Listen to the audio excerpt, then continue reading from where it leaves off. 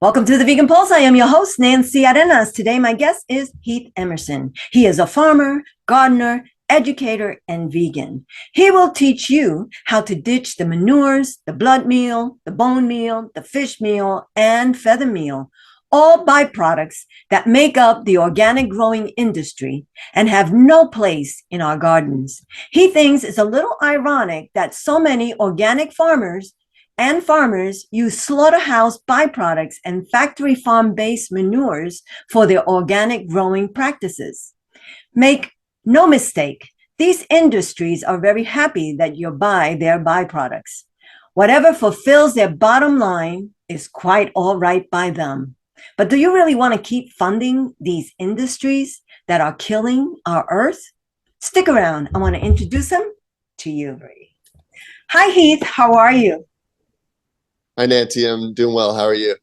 I'm doing good, and I'm very excited to have you on the show. And the reason why is because as we hear about recalls and the situation with the climate and all these things, you have some information that we need. But before we get to that, I'd like to ask you about your journey into veganism. Sure. It was really in college. I grew up like in a conservative Christian family, and ate meat like didn't even think about it growing up. And then about halfway through my undergraduate studies, I just kind of awakened to the environmental crisis and the climate crisis. And, that was at the time I was very what can I do like right now? And so that was one shift that I could make, knowing that a plant-based diet has a much lower carbon footprint than, an animal-based diet. That was, an immediate thing that, I could have an impact as an individual. And as I experimented with that diet, it started to turn more into the lifestyle, where I started learning more about, factory farming and the CAFOs and how these animals are, how they live their lives, if you could call it that. And really started to kind of form this full circle around like why being vegan was more than just like for the environment, but it was also for animal welfare and to stop the cruelty of raising these animals just to just for consumption. And then to further solidify that was just all the health benefits. At the time too, I was riding my bike everywhere for transportation, and I could ride my bike for like hours on end, and it was like, it's because I'm vegan too. Not just that I'm a young college kid, but that I could actually, do these things because the diet is so healthy. And then, I think those three pillars of environment, animal welfare, and health just kind of formed that full circle of, why it was something that stuck. And then just over the years, it has morphed into the lifestyle, like not buying any animal products that are, like leather or things like that. And then about the same time as becoming a vegan and doing everything I could to, help lessen my impact on the earth, I got into gardening, growing some of my own food in the backyard because where I lived, grass lawn kind of culture is pretty ubiquitous. And so I saw that as a waste of space, and we ripped up the lawn and started growing some of our own produce. And so that, has transitioned, that has evolved over the years. Like I've managed a couple of farms, like full on production farms and so I've really kind of gotten, that's kind of my niche now, is I definitely love, growing food, whether it's farming or gardening. And, and as that journey has kind of progressed, I've found that, veganism is also like a production system.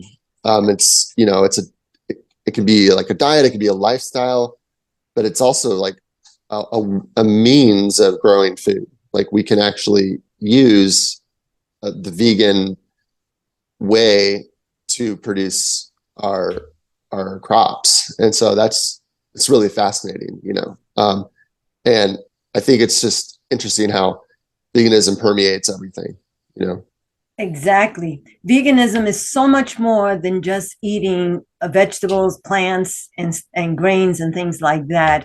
And, I consider it a social justice movement because, as you said, it permeates through so many different things. And one of the things that is very important, and I was just thinking about recently, is I'm trying to see how I can grow my garden. How can especially with all these recent recalls and climate change and how the prices are rising, and all these things make it so important that if you can, that you should grow your own garden, grow your own vegetables. Mm-hmm. And I know you are the founder of Vegan Grow, and you help, as you said, you manage some farms, but you help individuals learn how to grow gardens, and not just Mm-hmm. grow vegetables, but veganic gardening, which is totally Mm-hmm. different, because sometimes you don't even make the connection that the byproducts that go into the soil, the fertilizers, they're usually mainly animal based from the slaughterhouses. And like you have stated,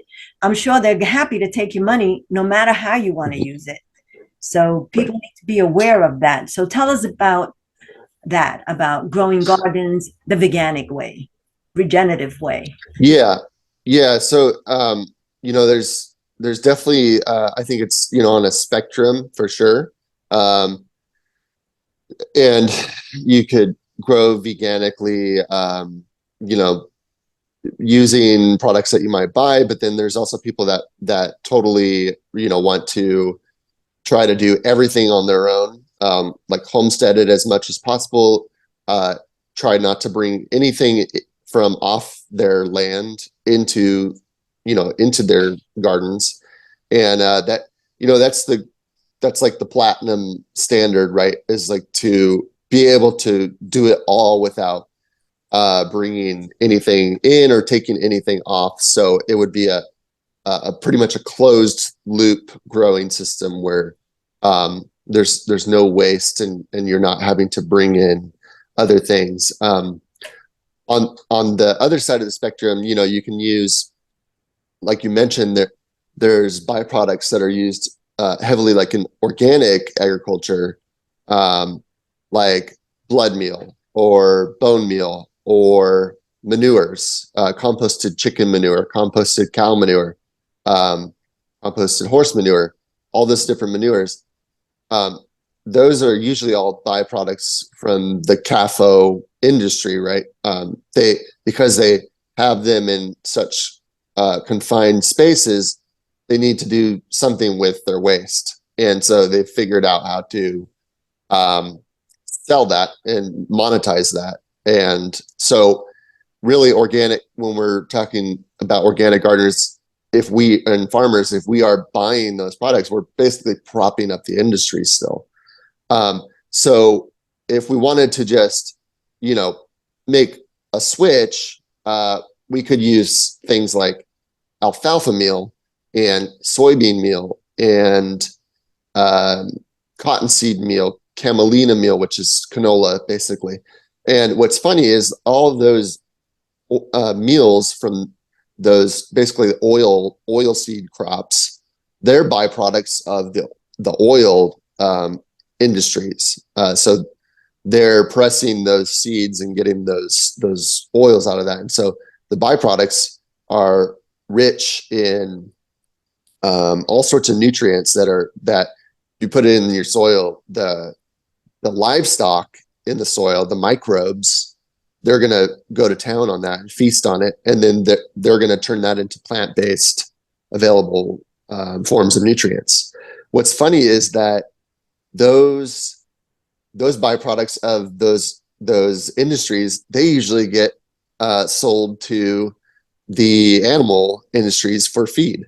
So we're really just bypassing the whole act of feeding these animals for slaughter, and we're just using the feedstock instead to feed our gardens. So there is that way we can do things. And then if we want to get really regenerative, using cover crops, using your own compost, making your own compost from different things around your property, using lots of wood chips, growing trees specifically to chip them every year, like coppicing and pollarding them. We can create really nice, like fungal composts that work magically in gardens. Doing things like that. Even, if we're living really off the grid, using human manure on certain crops like fruit trees, right? Things that you're not using that stuff on your leafy greens, but that's a closed loop system where, we're not bringing any amendments, because, even veganic can be not super regenerative, right? We can buy products from somewhere else, and those industries are going to have emissions involved with them too, but it's a much lower carbon footprint, and it's a much better step to do that rather than rely heavily on the animal agriculture byproducts and products that they're selling to the industry. What's funny too is like the regenerative agriculture is becoming a buzzword, and it's interesting that regenerative agriculture, really, that camp heavily emphasizes using animals in those systems, and it's just not necessary. If you look at natural ecosystems, Will Bonsall said this perfectly.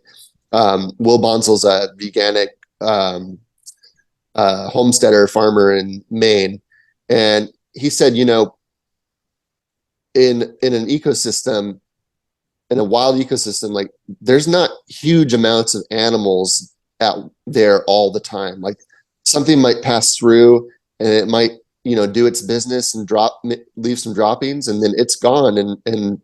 And what's always there really are plants, and plants really drive what's going on in the ecosystems and what's going on in the soils. We know that like when we want to put carbon back in the soil, we have to be growing plants to do that. Plants are the main drivers of putting carbon, doing carbon sequestration. So it's really, I think it's important to understand that plants are really the main instruments in the orchestra, of all these different things going on. And so that's perfect for organic farming, because that we are transitioning to heavily relying on plants to do all the work. And just because I've had this been brought up to me, when I post things about, the fish has been recalled, the ground meat, the chicken, and then of course when the spinach has been recalled, or kale or whatever it is, and people Mhm. say, see, vegetables are being recalled too. But the reason why, explain why vegetables would be recalled. Yeah, so most of these recalls are coming from either organic farms that are using manures as their amendments to their soil, and so manures from cow manure and things like that, they're the carriers of E. coli and Salmonella and Listeria. The other reason too might be that water, even if it's not an organic farm, but it's involved in the recall, the water could have been contaminated from a nearby farm, a livestock operation, basically. So really, the main reason for these recalls is animal agriculture. It's either contaminating the water or it's contaminating the plant directly. So, you know, these bacteria, they don't exist naturally like on the plant out in the wild ecosystem. That it's just too exposed. They exist in the guts of these animals, and these animals can live with it, right? But the moment we put those onto our and especially leafy greens, right? We see it with spinach, lettuce, kale, maybe even strawberries. When we put those onto those edible crops, like we're risking, contamination every single time. Wow. So again, animal agriculture just needs to end. That's all. Yeah, it does. And like you said before, initially, veganism, the philosophy of it, can really help our society in everything. I mean, from human health to, planet health to, of course, ending the torture of poor innocent animals, but also compassion for each other. I mean, all those things, and the way we have food, our soil.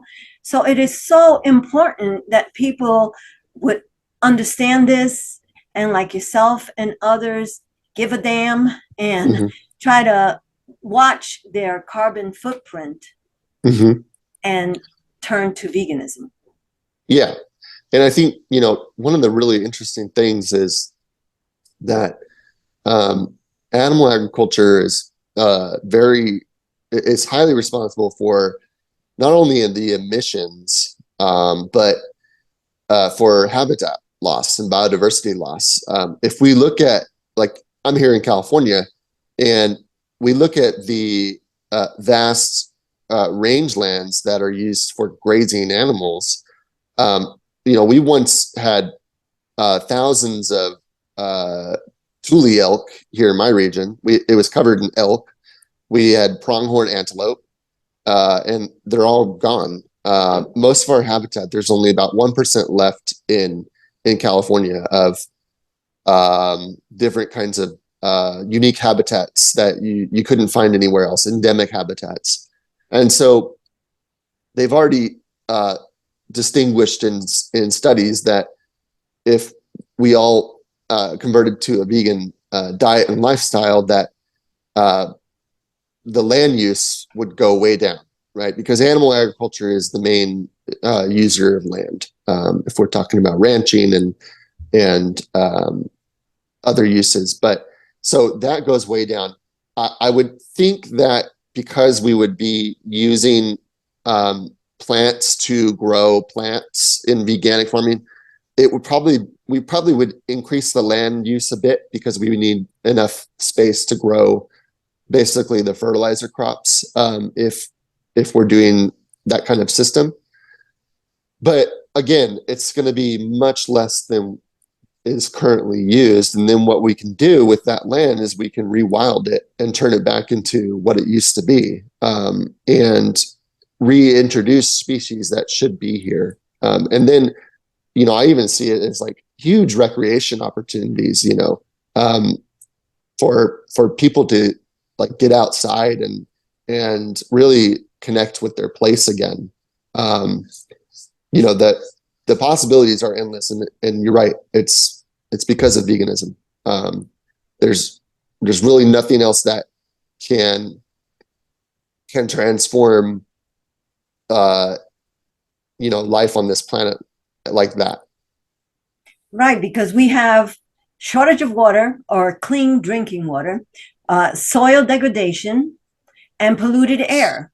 And no amount of money, when all of that is exhausted, no amount of money is going to bring that back. Right.